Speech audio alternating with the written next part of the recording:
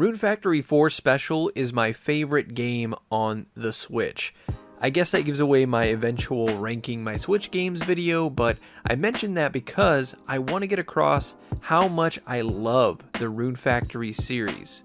I discovered Rune Factory 4 in perhaps the toughest time in my life. Fresh off of a life-altering surgery, feeling terrible on a daily basis, and battling my first bout of depression, Rune Factory was a light in the darkness. A distraction that allowed me to take my mind off of my pain and fear and put that attention towards my little farm.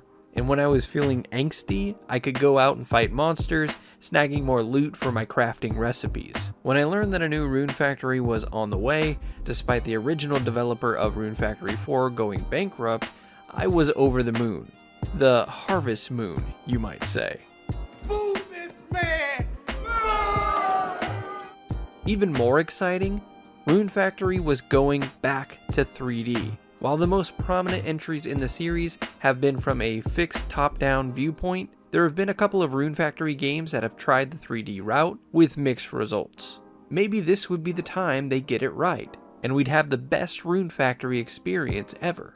Well, the time has come and Rune Factory 5 is here, but does it live up to my hype? Stick around to the end of the video where I'm going to answer these 3 questions. Does the change to 3D help move the Rune Factory series forward? Is this a good place to start your Rune Factory journey? And are the performance issues really that bad? I have to start with talking about the performance, or lack thereof, of Rune Factory 5. I'm doing this because 1, I'd kind of like to get the brunt of my complaints out of the way, and 2, you're going to be seeing footage throughout this review of jittery, janky frame rate issues and horrendous pop-in. It's unavoidable. And while these issues won't be enough to deter everyone, you'll get a good sense of whether you'll be able to tolerate it by watching this footage and hearing what my experience has been so far. Firstly, the frame rate is supposed to hit 30 frames per second. That's the baseline here. That's the best it's gonna get. But most of the time, it's running below that. The game really struggles in open areas, and unfortunately, that includes the main place you'll be spending most of your time, the town of Rigbarth. Frame rate crawls to single digits when entering or exiting a new environment, and some things take 5 seconds or more to load in properly. Some players have reported that turning dynamic resolution to off will help with performance, but I didn't see any significant difference. The poor frame rate wouldn't be such a big deal if it didn't affect combat, but it does. Fighting in the open field surrounded by enemies will tank the frame rate, making button inputs delayed. It's really tough to make out what's happening in the storm of chaos and poor performance. Does this make the game unplayable? No. These problems are less persistent in handheld, but they're still there. You can still play through Rune Factory 5 and advance plenty far by fighting through these issues. But the point is, we shouldn't have to fight through these issues. Is the game in this shape because the developer is low budget? Is it because the Switch just doesn't have enough power to run open world games anymore? The truth is probably a marriage of the two, but still, Marvelous and Xseed are charging full price for this game, so they deserve any and all heat thrown their way here. The load times are quite lengthy, and while not the worst I've seen by any means, they can add up, depending on how many times you're going in and out of buildings. Not to mention that every time you do this, you're greeted by that harsh frame rate dip and immersion breaking pop-in. The game may crash on you too, to throw salt into that open wound. It only happened to me once, but I've seen others report that it's happened a few times to them. And when it happened to me, it just happened to be the last time I was playing the game before I went and wrote this review. What I found quite interesting is that in the contained dungeon areas, the game actually performs quite well. The frame rate sticks around the 30 frames per second mark, and it gives us a glimpse of what the game should really be if it weren't for the huge open areas hogging up all the bandwidth. The larger open world areas are just needlessly big. There's a lot of nothing in there. It just seems like a total waste.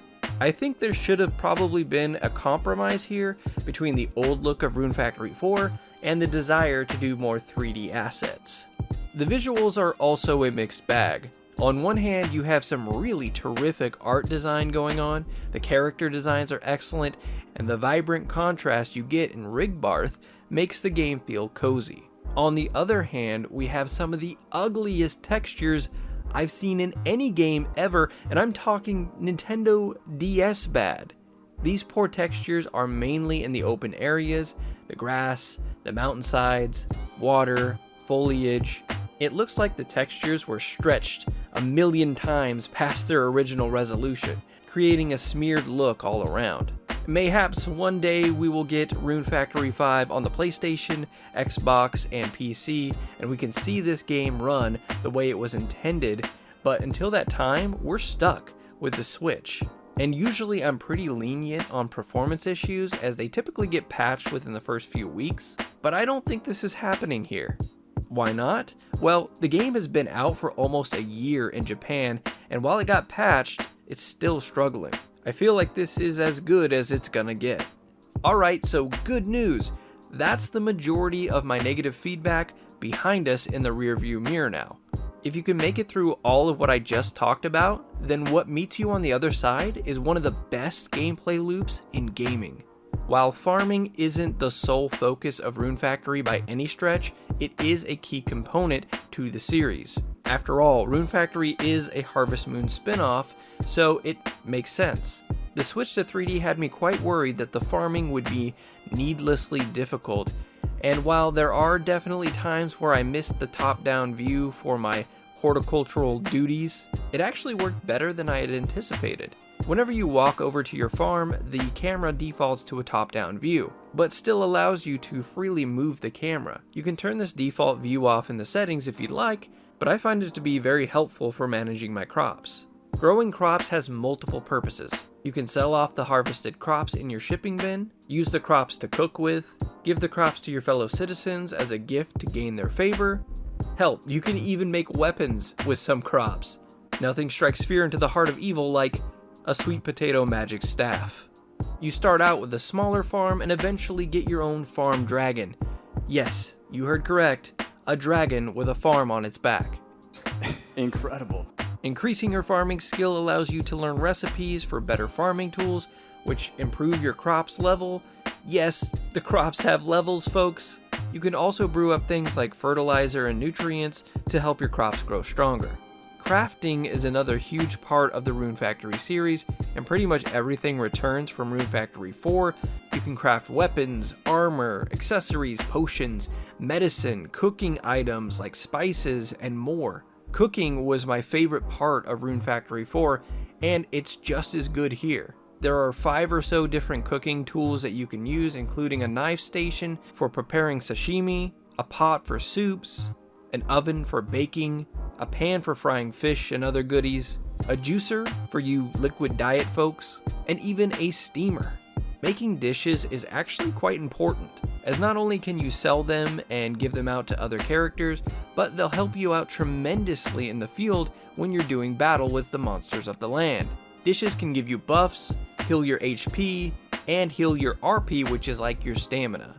Fighting is the thing that has seemed to benefit the most from the switch to 3D.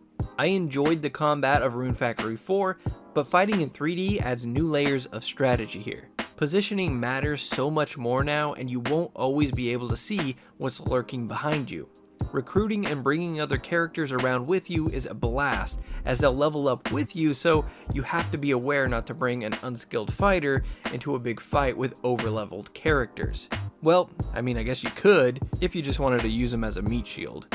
There are tons of weapons to use and master. Using a weapon builds up your skill in that particular weapon, and along the way you'll unlock stronger attacks. I'm particular to the dual blade category myself, but you can use anything from long swords and short swords to staffs and hammers. I've heard a lot of people say that the game is easy, and that could definitely be true if you're fighting early enemies with an overpowered character. However, the game can be brutally hard too if you wander into an area you're not ready for.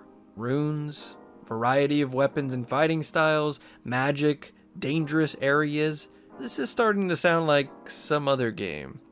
The story of Rune Factory begins with your character waking up in the town of Rigbarth, plagued with amnesia, which is how all Rune Factory stories begin. Just change Rigbarth to whatever the town's name is for that game. It's a joke at this point, and it doesn't feel right if a Rune Factory story starts any other way. Your character is quickly recruited into Seed, an organization that acts as a peace force, resolving disputes, solving mysteries, and slaying any monster that poses a threat to Rigbarth. This is a good vehicle to get the player to take on requests and hunt down monsters, which is new to the series. At least in this form it is. You're given an ability that allows you to cage an enemy with a magic spell. This can be used to suspend the enemy for a short time, or, what's even more exciting, it can be used to recruit a monster to your party to fight by your side. This only lasts for that day that you catch them, but you can also tame the monster by feeding it things that you find on the side of the road, so long as you have a monster barn for it to go to after you dismiss it. These tamed monsters will give you item drops daily, and there are some of the most incredibly useful items that you can receive spawned by these monsters, like milk from a Buffamoo or eggs from a Cuckoo. And aren't these guys so damn cute? Another strong point of most Rune Factory entries is the cast of characters you get to interact with. I've played quite a few games with dry and dull dialogue, but this is not one of them. Each character has their own personality, and they're not afraid to let you know what they think. Some characters are annoyingly enthusiastic, some are brooding and mysterious, and some like to joke around all the time. You can make friends with the characters that you enjoy, and you can totally avoid the ones that get on your nerves, for the most part. I do feel like the characters are more chatty in this iteration, and lines seem to repeat a bit more than they did in Rune Factory 4.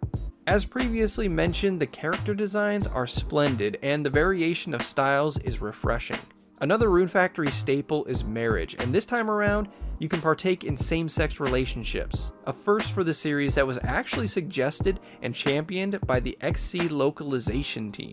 The game launched in Japan without this edition, so good on XSEED for fighting to get this feature in the game. Not all characters are marriage candidates though, and some of the fanbase's favorite characters have been excluded, so that's a bit frustrating. Raising a relationship level happens by talking to the character regularly and giving them gifts. Each character has their own likes and dislikes, so you can't just go around giving everyone pickled turnips and expect them to throw themselves at you. As your relationship levels up, you'll unlock events that reveal a bit more about who the character is and what they're all about. Eventually you can get married and even have a kid, but I'm far away from that, so I can't speak directly to how well that works in this game. It's really fun to be introduced to a character, develop your first impressions of them, and then watch your feelings about them evolve throughout the game.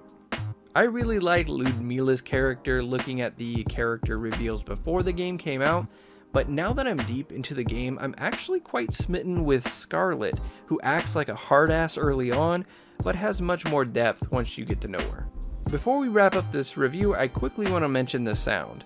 The music is very nice. It ranges from peaceful when you're in the town of Rigbarth to intense when you're in a boss battle. The sound effects in Rune Factory are some of my favorite sound effects in all of gaming. While they're similar to past entries here, there's a more muted approach to everything. The skill up sound isn't quite as bombastic, and the sleep music is more mellow. Still, everything is on par with the series here. Your character will repeat certain lines, especially when you're farming. That can get pretty annoying, but you can also adjust the volume levels in the settings if you want to turn the voices down or off altogether.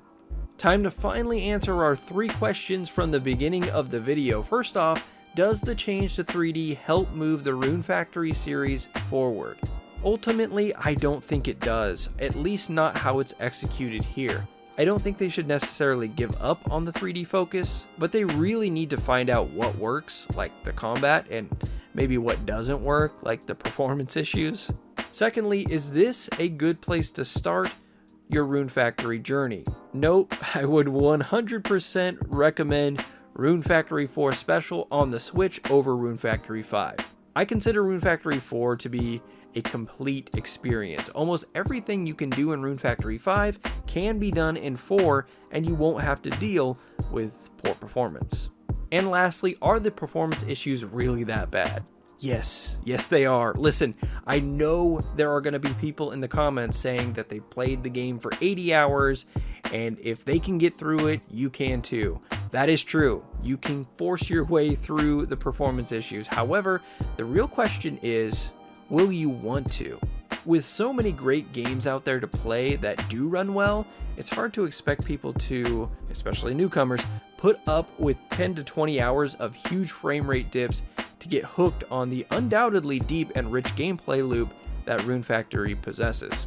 Again, I wouldn't hold my breath for a patch to fix the problems completely, but hopefully some reprieve is in sight.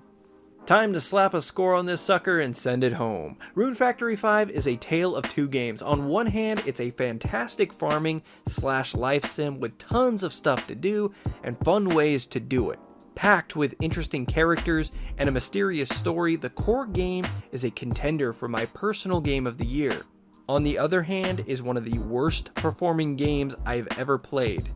Is it the worst? No. But the fact that I'm constantly having to battle the frame rate or, waiting for my farm to pop in really is a bummer. Without the performance issues, this is a 4.5 star game. However, I cannot and will not ignore such a glaring issue. I give Rune Factory 5 for the Nintendo Switch 3.5 stars out of 5. Hey, thanks for watching this review. Let me know what you would score the game down in the comments below, and check out some of the other vids on this channel if you like what you saw. A sub and a like would be greatly appreciated to help the channel grow, and I hope you'll have a good rest of your day. Until next time, this is Lex, signing off.